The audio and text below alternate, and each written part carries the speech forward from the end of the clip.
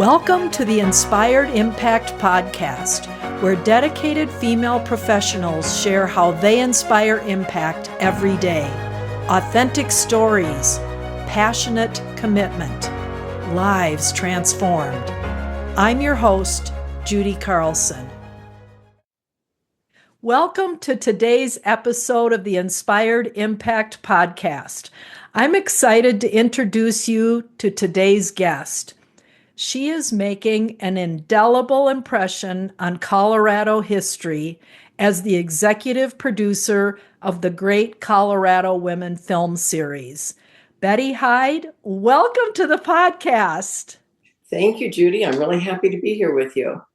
Now, I'm guessing there's a lot that leads up to you doing this because what have you done, 32 films to date? But there's a lot of life before that happens. So where do you want to start telling us about your journey? Well, let's start with how I got started down this path of doing filming. I had recently retired, and we can talk about that later if you want to, but I had recently retired, and I've never been one to not have something to do. So I was asked to join the board of the Colorado Women's Hall of Fame. And when I didn't know a whole lot about the organization, but after I checked them out, I thought, they're about women, they're about Colorado, they're about education, they're about history, a lot of things that I really cared about. So I thought, well, that would be something interesting. And I had served on many boards, been chairs of boards, done a lot of volunteer work all my life. So it was something that really was familiar to me, but also something very interesting to me. So I came on the board, and about almost a year after I was asked to join the board, I was asked to take over as chair of the board. And at that point, I was a little hesitant, I guess is the right word, because I'd been on the board for only a year, and I saw it was a really important organization.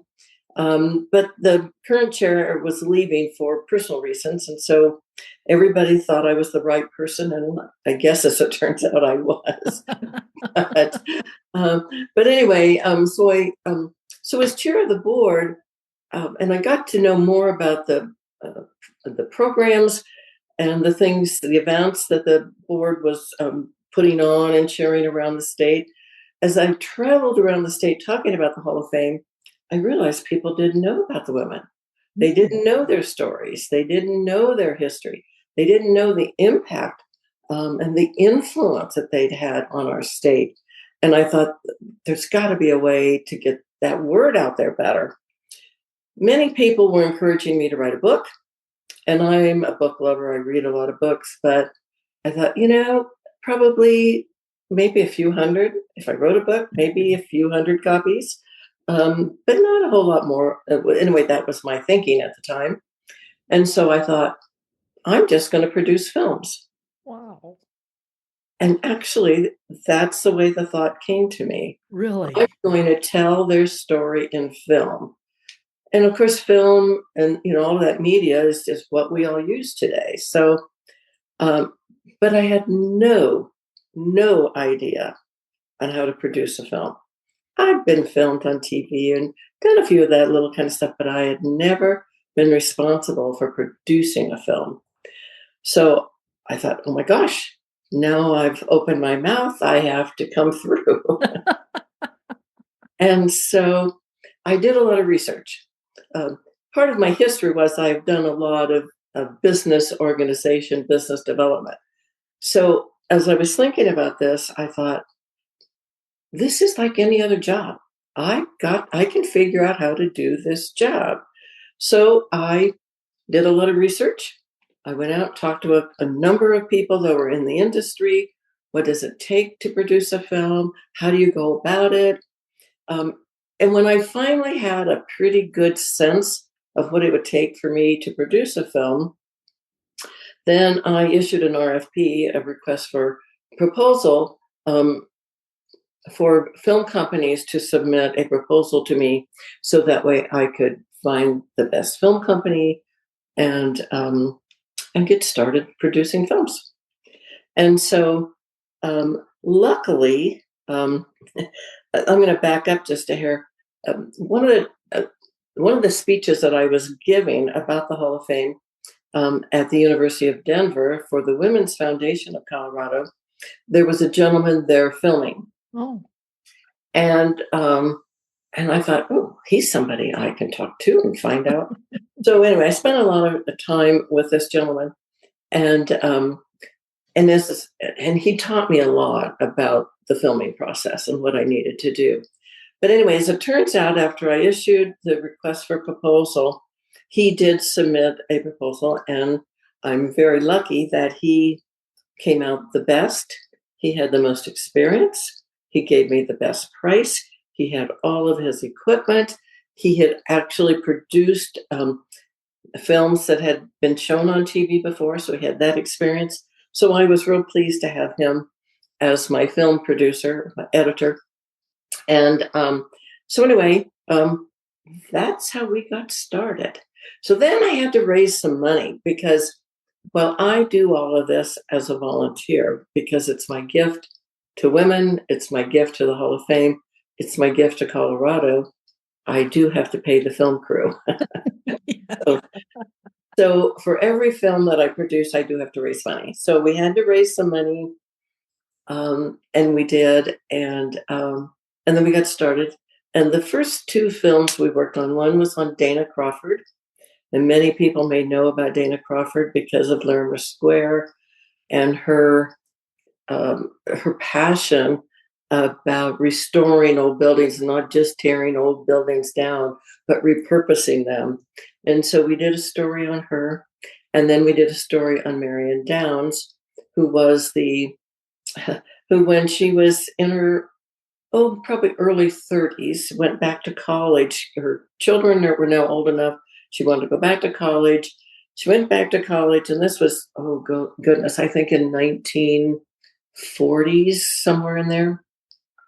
And it was when the men were coming back from World War II.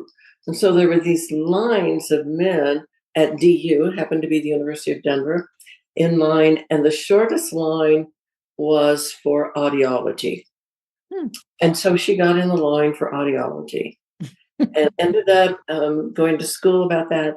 And to make a long story short, she ended up learning that if you test babies for hearing loss at birth and you treat them, you can reduce the amount of hearing loss babies will have for the rest of their life. And so that's what Marion Downs focused her life on. And that's why babies, almost all babies in the United States, many, many babies around the world are tested for hearing at birth. It's because of Marion Downs. Wow. And so these are the kinds of stories that people don't know about. No. They don't know these women lived here in Colorado. They made a huge difference to our lives. And so it was those kinds of stories that really inspired me to say, yes, we have to do these films. We have to get these stories out there. We have to let people learn about these women from Colorado who have made such a huge difference. So how is it produced? What are you showing on the screen? And is there narrative? And so what it is, it's a life story film. So, and it's a half-hour film. Our films air. That was another thing. When I first started doing these films, I was just going to give them away to schools, museums, libraries. But anybody who wanted to watch them could watch them. But after we produced our first couple, I said, no, I'm going to get these on TV. And so I thought Rocky Mountain PBS fits the best. When I looked at the channels we have here in Denver and throughout Colorado, Rocky Mountain PBS was the medium that I thought fit best with the mission of the Hall of Fame and fit best with the kinds of stories we wanted to tell. So I knocked on their door, and I always say, they didn't say this to me, but I always say, when I knocked on their door, they say, yeah, you and 50,000 other people have films you want to show. That's really not quite what they said. I get the message. Yes, but that's a message. But anyway, it took about a year of being persistent, of going back again and again and saying, have you seen my film? I really think that your station is the right place for our films. So finally, I was getting a little frustrated, and I scheduled a meeting, and I went in and I said, I really still believe our films are best on your station. But if you're not interested, I'm going somewhere else. But I really want to give you another chance to say. So they did look at my films and they said, oh my gosh, yes, we do want your films. Your films fit perfectly with the kinds of stories we tell. So, so I was real pleased about that. So our first films aired in 2018, and we've had 7 years since. We're in our 7th season today. But back to your question about what is the story about? Like I said, it's a life story film. So we talk about, where did these women come from? What was their family like? Kind of what led their path down the path that it went. Mm. And so we do talk about why they're somewhat famous, so to speak, and even some of them were not real famous, but they still made a huge impact.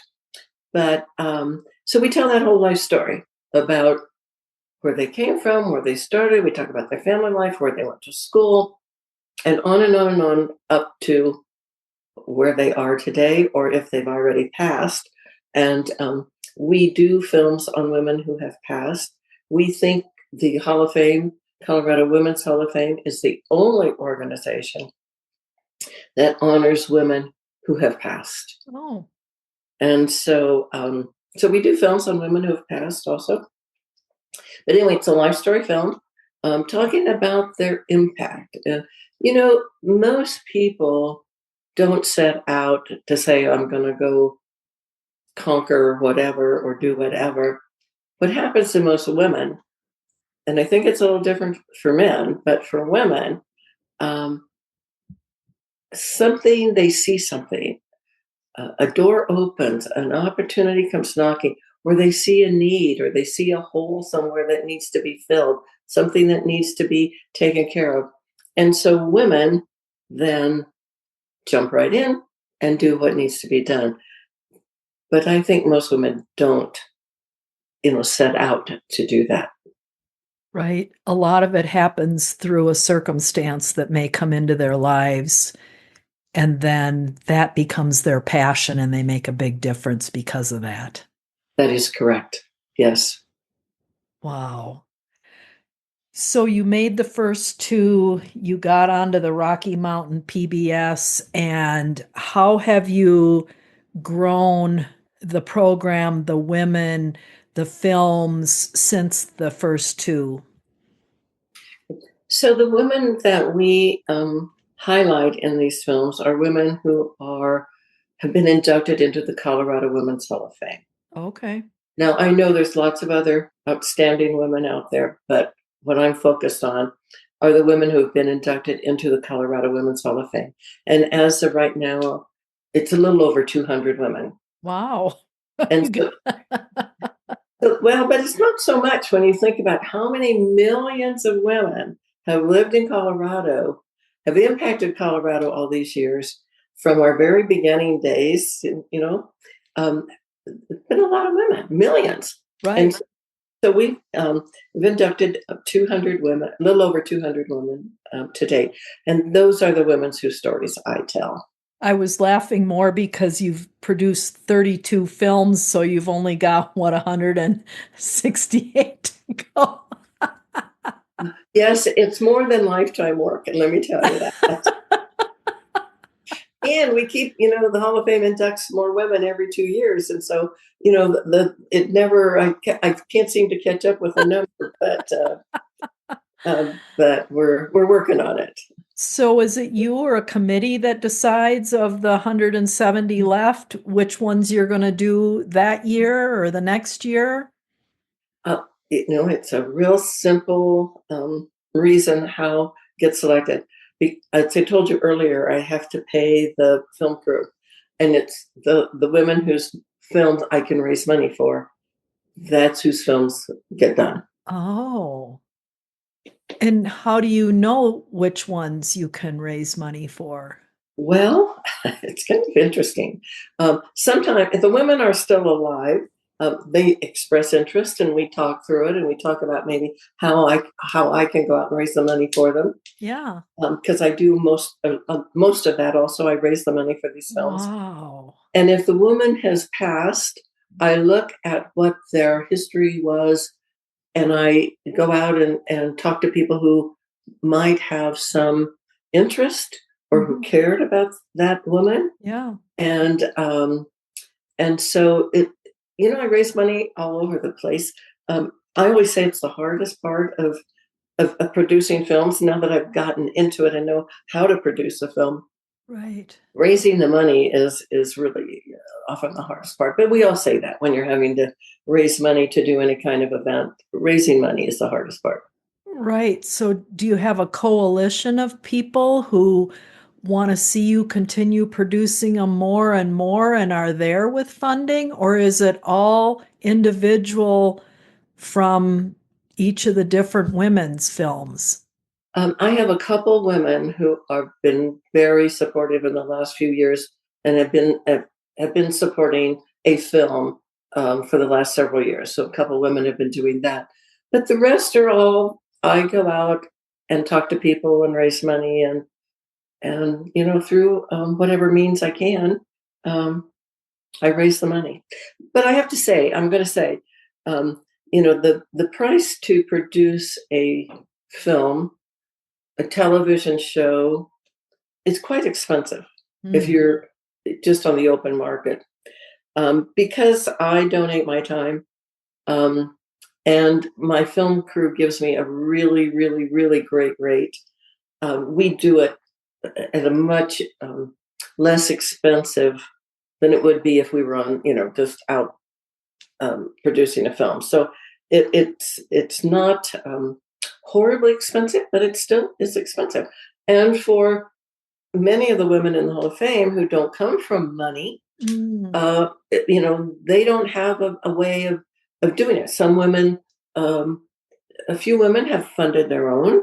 A mm, few have had maybe a business or some mm, company or an organization or foundation or somebody that they've worked with mhm, who's supported them. mhm. And so I get a lot of that where the women have been influential. They want to contribute to tell her story. So I get a lot of that. But, it just comes from lots of different places. So maybe someone from outside of the Denver metropolitan area in another part of the state, you may go visit Mhm. the Absolutely. community and talk to the mayor or officials there. And do they even know about the project a lot of times when you make appointments with them? Or Um, the a lot of people around the state know about the Hall of Fame, but again, it's still kind of a hidden asset. right, I was They, going to say it seems to be a hidden asset, but it's phenomenal. It's a phenomenal hidden asset, these films. yeah. Okay. The Hall of Fame works really hard, and when I was chair of the board, we worked hard, and the Hall still works hard at getting out around the state and talking to people about the Hall of Fame. Um, for a number of reasons, not just for this film project, which is really, I think, of course, it's near and dear to my heart, but Sure. still, um, and we do want people to watch the films. Um, but it's also because the public nominates the women to be inducted into the Hall of Fame, and we do want women from around the state. So we make a pretty good effort trying to get out there. I'll be honest with you, it is hard. Yeah. And most of the board lives in the Denver area Mhm. or the Front Range area, but we've always had people from around the state on the board of directors, and so that's one way we try to get out. And we do have events in Mm. different cities around the state. Um, so the word gets out, but again, it's a little harder. But yes, we work hard at that. Yeah. So like how many are you doing in 2025? Do you know? Yes, we're planning to release 6 films this year. Okay. We released one at the end of March, and that was the story of Dorothy Harrell, who was very well known, impactful in higher education. Okay. Then we're going to release coming up in June, on June 19th, we're going to release a film on Dottie Lamb. And most people in Colorado know Dottie Lamb. She was a past First Lady and lots of other things that she's done. And then on June 26th, we're going to release a film on Joni Birkeland. And Joni was perhaps one of the best women athletes to ever come out of the state of Colorado. So you'll learn about that when you watch her film. And then in August, this year is the 40th anniversary of the Hall of Fame. So we're producing a film on the 40 years of the Hall of Fame. And we'll release that one in August. And then in the September-October timeframe for Hispanic Awareness Month, we're going to release a film on Lena Archuleta and on Lydia Pena. So those are the 6 we'll release this year. Ooh, that's a big undertaking. And then when do you plan? It is. When do you plan 2026? I'm already doing that. I'm already raising the money for the films that we're going to release in 2026. I think I have 4 funded so far. So I'm working on raising money for some others. But, we try to do about 5 or 6 a year, Mm-hmm. which is a pretty full load. Mm-hmm. And they're each about a half an hour. One other thing that's wonderful about the Hall of Fame and about the films is that we are working with History Day Colorado, and they work with the school districts around the state. And so they are utilizing stories of the women in the Hall of Fame in the curriculum for public schools and maybe charter schools too. I'm not real sure. I'm not exactly sure how many schools and how widespread that is, but public schools in Colorado have access to the stories of the women through their curriculum, and they also have access to the films. Wow. And so they also then can see the films and really learn about the woman. And then another great thing that the Hall has done is it's worked with the Girl Scouts of Colorado. And the Girl Scouts have a badge, or a patch, not a badge, but a patch, because it's localized. Oh. They have a patch that they can earn about, it's the Colorado Women's Hall of Fame patch. Wow. And they learn about the women, and they can write a story about it. In order to earn their patch, they have to do some research, write a story, present it to their troop, that kind of thing. So they learn about the women in the Hall of Fame. The Girl Scouts do that as part of their curriculum, whatever they do. Yeah. Your legacy is just going to live on for hundreds of years, Betty. Well, I really, yes, these films, we hope, will survive through whatever the future holds. Yeah. And that these films will be available to the future, so that way people in the future, 50 years from now, 100 years from now, whatever our world is like at that time, will have these films to go back, and they can see the kinds of things that women did. Right. And not just the women of today, which is why the films are so important, is because we also do women from the past. So we did a film like on Chipeta, who was, an Indian American woman, and one of the indigenous women of Colorado. And we do stories on, the suffragettes. And so we do stories on women. We did a story on Frances Weisberg Jacobs, who came here in the late 1800s, her and her husband, because of the gold rush. And that was at the time that people were coming here for the tuberculosis cure. And so she came here, and she saw that people were so poor that they were just living on the street begging. And so she would start, going around and giving them, a little bit of money here, or giving them a little bit of food there, whatever. And then not only were they begging, then obviously they had the tuberculosis. And so they were not healthy. And of course, they weren't getting health care either. So Frances Weisbach Jacobs, it's probably about the early 1900s, about this time this happened. She started what was called Denver Charities because she was going around to the businesses in Denver saying, "Can you give to help?" And they said, "We're tired of somebody walking in our door every 5 minutes." So she started Denver Charities, and that was the forerunner of United Way. And so her legacy holds to today. And of course, United Way is an international organization now. But Frances Weisbach Jacobs started Denver Charities in Denver, Colorado, and now it's grown into this United Way. And then the fact that they were ill and not having good medical care, she went to some of her doctor friends and they decided to start a hospital. And that was the beginning of National Jewish Hospital. Oh, wow. So this one woman, back in the early 1900s, late 1800s, early 1900s, her legacy will last forever with United Way and National Jewish Hospital. Again, that's a story that no one knows. That's right. Wow. Oh my gosh, I have goosebumps all the way up and down. That's amazing. And you're bringing them to life. I always get goosebumps when I tell these stories. And I always get goosebumps when I tell Frances Weisbach Jacobs, So when I first got involved with the Hall of Fame, there were all these women in the Hall of Fame. And I thought, how am I ever going to, people would ask me, well, who's in the Hall of Fame? And, who are these women? So I learned about, 6, 8, 10 of them. And Frances Weisbach Jacobs is one of the stories that I learned that I could tell people about. And so I was so happy when I could finally do her story because it just meant so much to me. And I just think, what a phenomenal woman. Right. Yeah. Wow. So how long are you going to be able to keep doing these, Betty? I don't know. I started this, like I told you, when I retired from working. Right.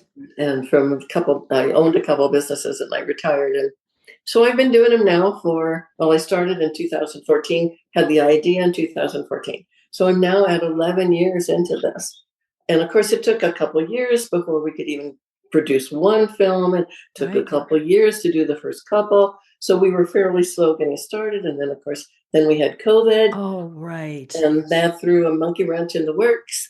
And so we've done, by the end of this year, we'll have done 37. Wow. Okay. 37. Yeah. So, I intend to keep doing them as long as I am capable, as long as, I still get that goosebumps when I tell these stories. So I don't know how long that'll be, but I'm getting older too, so I don't know. Hopefully a long time. And plus, staying involved in something as educational and detailed as you're in only keeps us young, right? Absolutely. Everybody should find something that they're passionate about because it's not only good, it's good mentally and it's good physically for you to do something that you're really passionate about. Yeah. Wow, that's such great advice for people retiring who are clueless about how am I going to spend my days. Such a great testimony. Love it. And anybody can do anything. Yeah. Good for you. Anybody can do anything. If I had no idea. I mean, filming was the furthest thing from anything I'd ever done my entire life. But I thought, you know what? I can do this. I probably couldn't do brain surgery. And I probably couldn't send a rocket up in space. Yeah. But there are a lot of other things that we all can learn still yet. We're not too old to learn. No, we're not. Anything. And so I just encourage everybody, if you're retired, if you're thinking about retired, or if your retirement's further out there yet, be thinking about what you can do to make our world a better place. Right. And it doesn't take, it's not a huge commitment to anything. It's just committing to giving back Right. to our world. I love it. Yep, exactly. That's awesome. Wow. Well, thank you so much for sharing such a great story. And it's so inspiring to hear you talk about what you've taken on since you retired and the impact that you're making in Colorado today and for the years beyond. So, this has been fabulous. If people want to learn more, what should they do, Betty? They can go to the Colorado Women's Hall of Fame website, which is cogreatwomen.org, and they go to the film library, and all of the films are there, and they can what else was I was going to say something. Sorry. Anyway, but all of the films are there. Oh, they can learn more about the Hall of Fame on that website also. Sure. So Yeah. I just want to say one other thing about Yeah. the films that we're really proud about. These films have aired in almost every country around the world, and you can tell where film has been seen. So we know that nearly every country on every continent except Antarctica, we don't think it's Antarctica, has seen our films. So we've had well over 1 million viewers to see our films. And we've been nominated 15 times for Emmys, and we've won 4 Heartland Emmy Awards. So we're really Wow. proud of that. So I wanted to tell you that. Yeah, I'm glad you didn't leave that out. That's phenomenal. And do you still have that same gentleman that was filming at the women's conference at which you spoke? Yes, yes. Rick Higgins and I are still partners.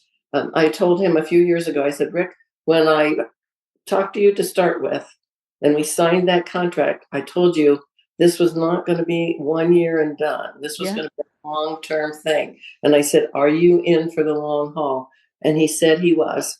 And so far, he's been right there, in for the long haul. So that's great. Wow, and that brings a lot of the consistency that people see in the films, which I think is so important.